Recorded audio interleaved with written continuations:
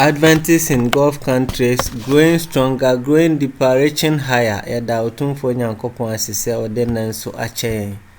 na ode yakọ akwane nam yenwuma ne yakwan so yante bone ho bone ye nyina san behia mu asomdwe mu a asedane ayeye na yede ma otumfo nyankopon wode wayama yen na enanso yebedi nkomo kakra afa ye na pomoden ho ntie ka temperance a na waje so eni da ho si eni da ho a yebenya setena pa ede amaya kra na ebenyini nso ache na ene yebedi nkomo kakra bi afa ye nipadua ne ho ya last week ya bobo enema bi so ene ye toa so na ene de nkomo afa ho no say medicinal plants, nature's plant for healing diseases. Enua eye enuro ene abode nyansa pa na se obo ade no ade a wabo a ye de san yare enua Jeremiah ena medi ene dwumade no enim obo ade ye de wase ene nso ebesua de afa wabode ho ma ente ase ne nimde ne ntumi emfante wasem wase kan ye ho na boa ye wadomti amen. Yehwa nyankopon ebo nipa ewe ne suban so se ne seso na ansa na nyankopon ebebo nipa no na wadi kan asiesie niema nyina wadi kan asiesie asase no asiesie bibia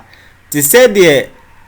ye fawo adwuma bi mu a adwuma no prepare ebia wo ye pani a adwuma no asiesie biaya a obetena dan a obedam ene niema hodo a obehia na ye de emaw ewo ho saa na nyankopon enso eyeye nyankopon siesie niema nyina ntisi ye hwa eda etoso miensa no obo haban enua efifiri ene flowers ne ade nyina ewasase no so sede be nipa ba ne ho enkyere no eno nti ene behwe kwan ye faso de enua esan yare ene haban ahodo na ahaban bia nyankopon boye na ewo de a eye ene ewo botaye nti a obo saade no eno nti nyankopon nyansem no ode niema we nyina kyeye kwase yemfa ensa ye ho yarewa na ene no nimde a nipa eninti no ya twen ho afiri obo ade no abode ho yenhwe enhaban uhu haban bia different bebre esuno de obi ayede eye suno haban bia ene dwuma edi ewo nipadua no eho eno ntisi yehwa Jeremiah 6:16 anase Yeremia etinsia ne yimudu nsia no se urade sie ni munkogina akwan so na monhwe na mummisa atete atempon no de okwan pa no wo na momfa so na moanya home ama mokra nanso ose yare mfa so nyankopon ebo ade no ye nananom esi so nanase no mo ho no na abode anase obo ade no abode ode amaomo no ena no mo faso ede sanyarewa eno ntisi yehwa nyankopon di tumi akese hyehyɛ haban ni nnua mu se tumi nipa bia ntumi fa ne pɛ ensesa tumi ne da na ni nyina nso ɛyɛ adwuma fititi besi ne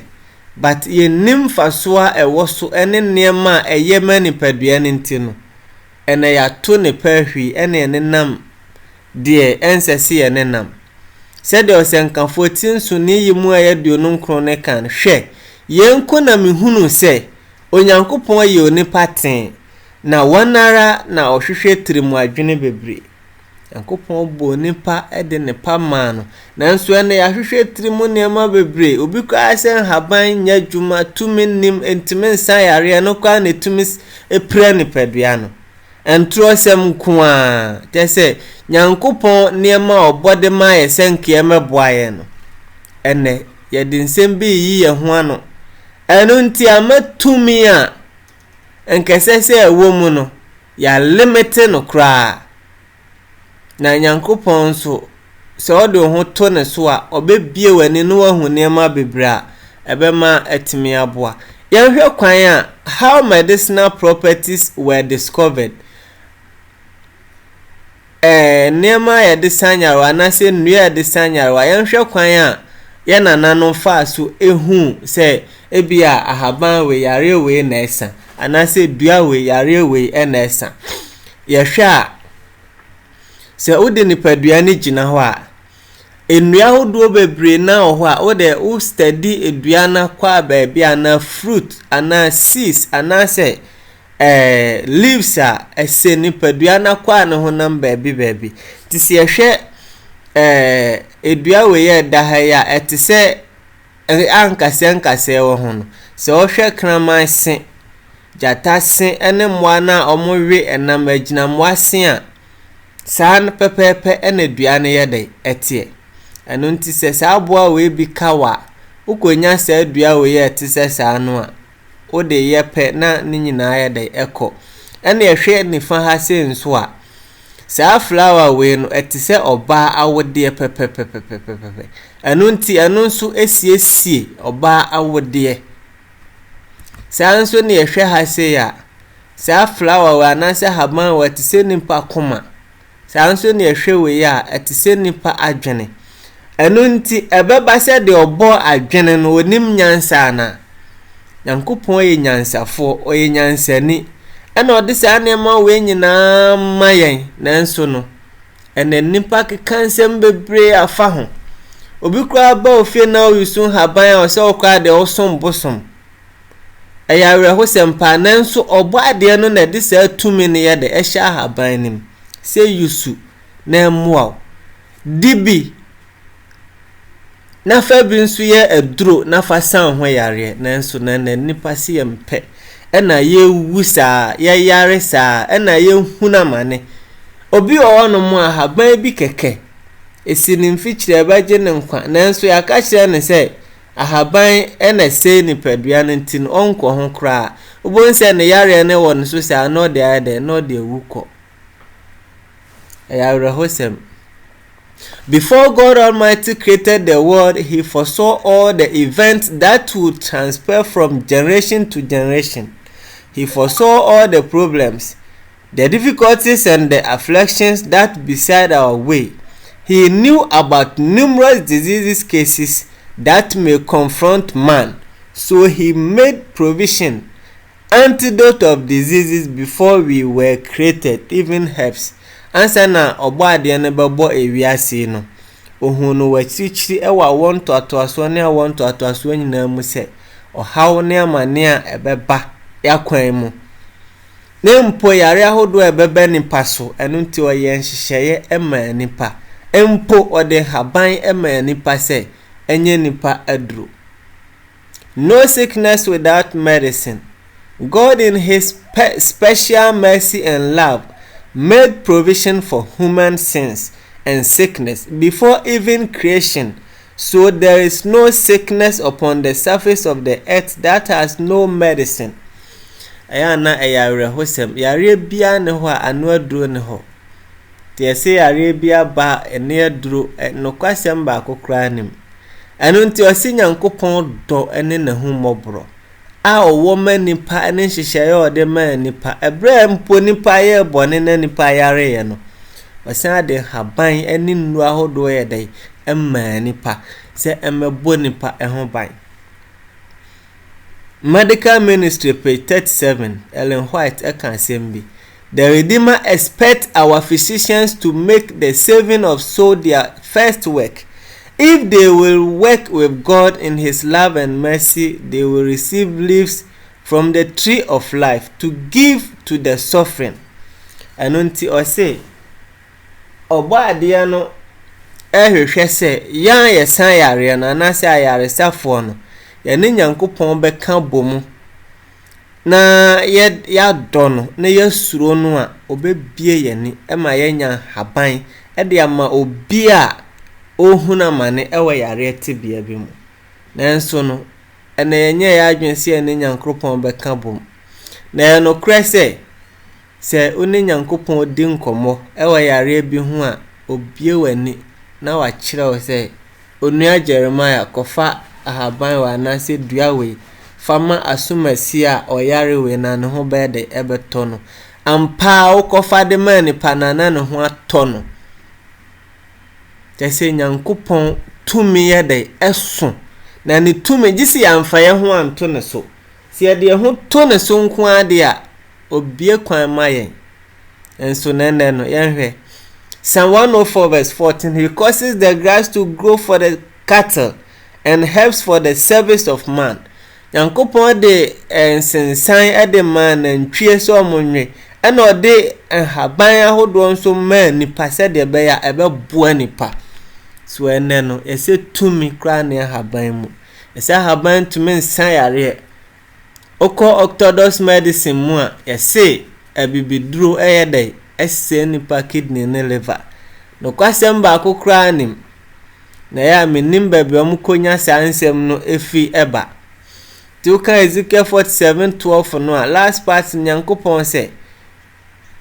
eduano na aba na ewom no enye eduane na haban no enso enye duro emaye ensan yare.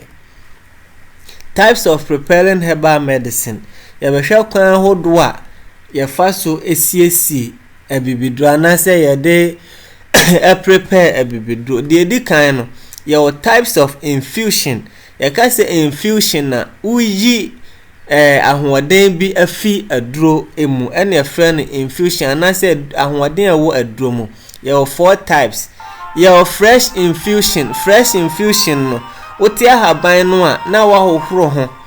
na waposa no wɔ nsuo mu na wayɛde wanom na yare a opese esa no na asa ede ama ene o cold infusion adase enubna udi nsuo begu ho ema de ache so anase besi for some weeks ana days na no so wanom ho nsuo na no so ayɛde asa wɔ yare ena afi ye wo decoction eno enubna no eno nso betwitwa na afi wayɛde wannoa na ahoɔden na ewo mu no na atwe ama na wanom na oho ayɛde atɔ ena afi ye wo hot infusion eno nso haban ahodo no twitwa na waye na powder no wasabi ade agu ade mu na ode nso hia ade agu so no akata so na atwe ado na ade akonso hienim na wanom ena afi ye wo ekwan ahodo bi a ye fa so eyi ahoɔden fi enua ne haban mu sei ena eye no obekọ kotwitwa enua no de eye aduro a opese ode esan yare no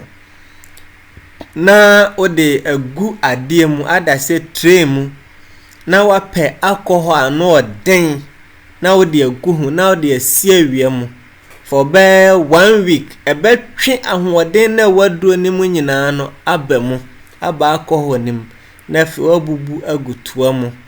na wayɛde wasili anu nti se obi honam ye ne ya obi eho baabi aka na se obi yare a uhwie saa aduro ne ketua eno ye nom ne kase ketua bi na ode agu ensuo hie mu anase ensuo mu na wayɛde na wanom bia ye oya no ebekɔ na ho ayɛde atɔ ana afi ye wo bitters ahodo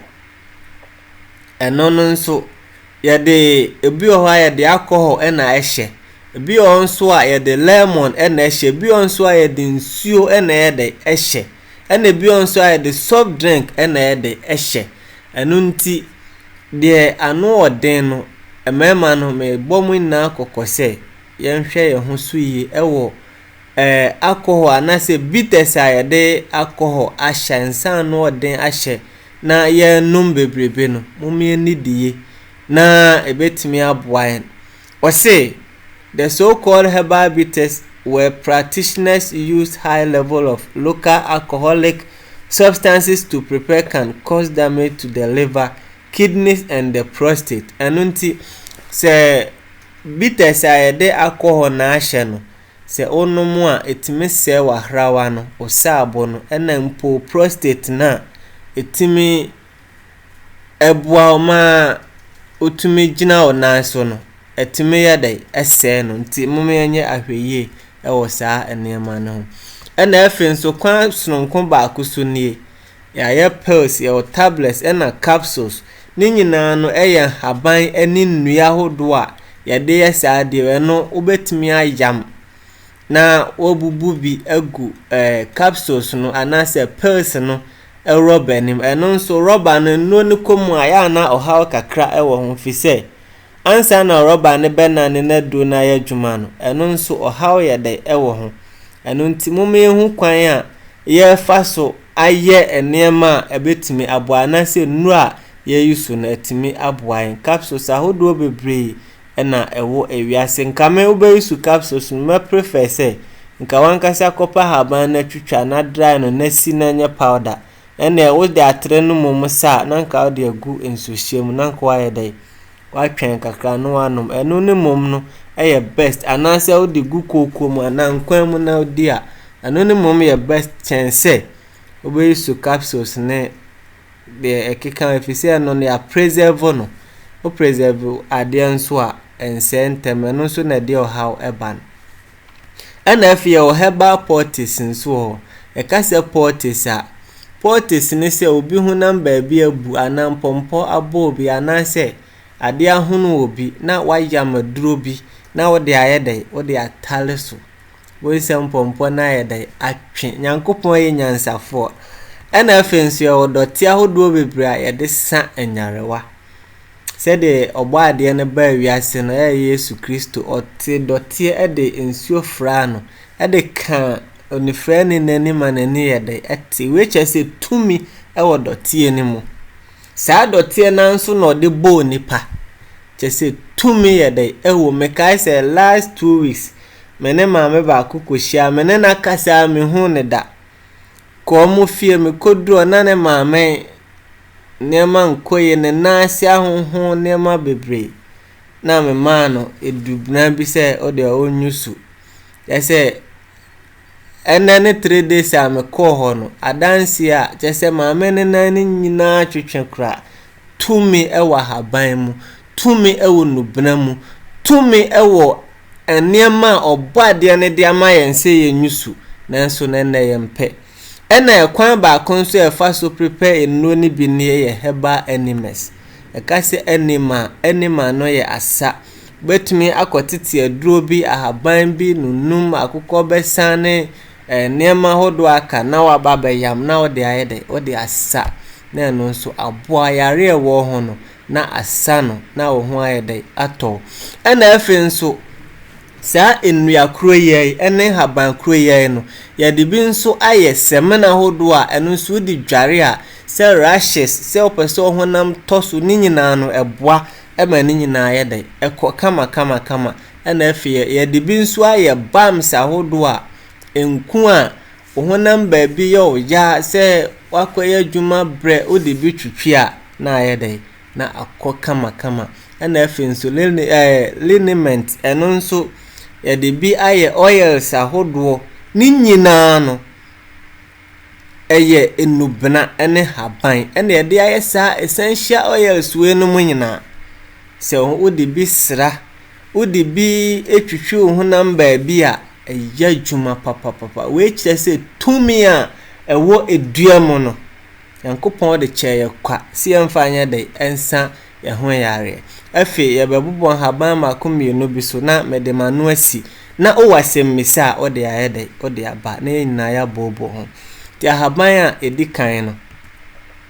yanhwe dandelion ya haban bi a ekrensin moja no afi eboa obo akoma ho ban diabetes ni nyarewa hodo bebre kasem bobo ni na so amefa time ni nanti utumi yusubia ebeboa hwetwa bidie salad na o blend binum na aboa ewo Abrus precatorius eno nso eboa se obi ebowa de kotiti bi na haban no na yam na fra ewo na famani pano nonom ewani nyina bede ebedwane akokra ena efe nso yewo agirantum conizoides nso wa hase ya eno nso eboa opese osa ahaban kankan betun akotiti bia yam na ode asase oyam atim se waye basa ni nyina no eboa ema no efio ena efe nyanyam frowa aya konia condifolia no anase ojama sorry eno no nso obetimi ayedai anua bi na onum titiri oya oba ubu nse meya na haban no ka bomu ani ne hine no na wonua binom na eboaw ema saa ohaw no na afi ho ama ho atɔ afi nyamedua nso ɛwɔ ha ɛno nso sentobro rashes ne malaria anya no obetimi akɔwawa bi na ode bi asa na wanua bi na wonom na eboaw ama ho atɔ kama ɛna afi aspiria africana ɛno nso ɛboa obetimi de bi ayɛdɛ asa mfofo yɛfon yare ne nyinaa no etime no odi bi sa na onua bi enom eboaw ema saa ohaw ne nyinaa efi ho behavior diffuser mpompo bo bi fa bi kaja na fa enkutale so na fa tale mpompo ne so ebe pai no anase ebe hwete no ema no akokra afenso ikasinia trihanta eno nso eboa obi a wo henia anase akronwe no eno nso o de kokope ye friend no ball form no krese ese bema ehwewa no se ball no anase se amama ni sane ebegum na se ye twua etise saa ade we pepepe ti unya bi na wusi na o de niam bi fra na wo sisa eboa ma saa akronwe anase etwo no ni nyina befi ho akọ ama wo ho ayedai atọ kra NFA Kigelia Africana no fonten se obi anya breast cancer ana ne nutfu ahọ no yo betumi akwatiti bi na wayedai ne fruit no ene ne leaves ne bark na wonua ne fruit no betumi de bi aye poultice oyamo na de asra so ebe ye o ya ne nyina ebefi ho ama ohun atọ ehwe mahogany nso eno nso boa purify moja no onum komu na eboa ma omoja no eye kama na efe nso ye wo penal ginseng na eno nso eboa eno eye adwuma fi etirinwi ebesi ye moyre eno ntie nya bi a esesi ye yusu na etimi aboa ye nipaduan Paullinia pennata eye 20 na nsen ya be 2 months ago abofra bi fi abrosan so ebe hwe fom ema ne nsam buye sahaban we na age no sia ne dompe na toa kama I said de hwe kra enye no anu ntie nananom tu ne din se 20 ni etoa entini ni dompe se mu abu se afekire se ayedan kotete na yam na fa yeso ebe fi ho kra na se wo hawo na be fi ho Philanthus amaros bo magu wachi ohwa wo ye oba nsese saade we be pa ho wo mu ana wo numbi na wo de bi sa na eboaw esiesie wumbu no se de be ya ohaw bia entimi nyedai emmem ana efie o potulaka orelesia se de ohene David kan se awurade fa adwura eyi me ho bone adwura no enie se no me bi di wachi obetumi aposa bi na wo de adware kai se abofra bi omowo no ma me ne frɛ me na me kyerɛ ni bi se onye dai omposa bi no mfa nware no na awrehosem ne se odi dware abofra no se emmoa pa epie fi akora ne honam epie ye no na enyasem ketoa eche se tumi ewo haban ni mu se nye sa de we odi dware na nkomu hu se sa ammoa ne ye dai ewo ni nipadua ni mu da ti ewo mu aposa bi na odi bi dwa obetumi kwa de atwitwa bi na wo hwe no ro eboa eji ohahodo bebre efi nipadua Nsidium guajava eboa for se obi enya diarrhea a ne yam ehwie no titi na haban ni bi yam na fa enchine tumma nipa no na onom ebetwa eboa pa yentumi nka ho nsem nyina ena Medicinal communist so obi yam atim obi entimi enya nanan na ba no nya bia fa bibi adwen oyam ebe sane kama bati ama nwi ne bebre nya sa anhwe ya ubakwaja nan ama bibi be yo ntia wawi amienu miensa na de awe adwen anase atadwen ebeboa pa ema oyam atimi ayemre kama ena efewo secredeca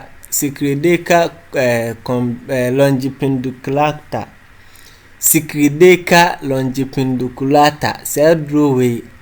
se ya bo bitu anase obi akoti apia so ema poison ne woni mu a kokotiti ahaban ne bi afra ne chirituo na yam na fatal ho even aboba ne wo mu a betwene nyina ya dai apie ankopon ye nyansafo eno nti Elisha kotwa adua ede kotu nsuo mu ma akuma ya dai eba bete nsuo ne kyese tumi eyede ewa haban ni mu eno nti nyankopon me mu ahaban abomfia ye yomo de omo ye de pebia yesa na nyankopon ye omo nso enkwan yede ewo omo mu ti nyankopon sisi enwo kye na enkogye ahoden fi omo ho ti yemfa obuo ne anidi ema abode a nyankopon yede abobia spetodia campanulata say stomach ulcer be clear no kra ma ho ayede ato kama na efe sanidera nodifolia no nso se menopause or andropause etime ne papa eno nti sane ma wenyina nyankopon de amaye nso ye nim ne use bon se ehu ani etwam ko even no ko wuram na se upra bon se haban yede eto mo safro se bra me nchen na me san yare nso ye ntefe na no ane se ya jawo sa even obi kwa tumi wu anase ansa no babedu fi na ne ho ache na bra abode no wo ho no mu a omo to omo nsafre o se bra me nchen na me san yare afi ya dru bogobogo ye ni bi pa beboa me ye mesane obi o diabetes o de dibi beboa produce insulin na ma pancreas nso ho ayedai ayeden obi a ohia wo mre oba wa fafuro ade we mema ne mpa ho di fire kwan froye na di ne sa beboa ukowo a omre kra ana afi ya ozingiba officinaris nso se ade atwa obi yambi na fatal so na afi udi bi na eboa ma oyam so ada ho kama nin eno nso eboa for malaria typhoid ne de keka ho nyina no etimi etu ase kra ema oho eto osimum gratsimum de kase meka ho asem a yenko ya de som ya de bi ye duane enkwan froye ya de bi nsu yeti enom kama pa ena ninua basilicum so eboa eno nso de ye the same thing ese akukọ besa o de ye akukọ nkwan a obawi ni nyina o de ye nkwan a kama eboa esan yare no na eyi o ha hodo bebre efio na maduane nso ayede aloe vera nso infections ahodo a woni paduanem no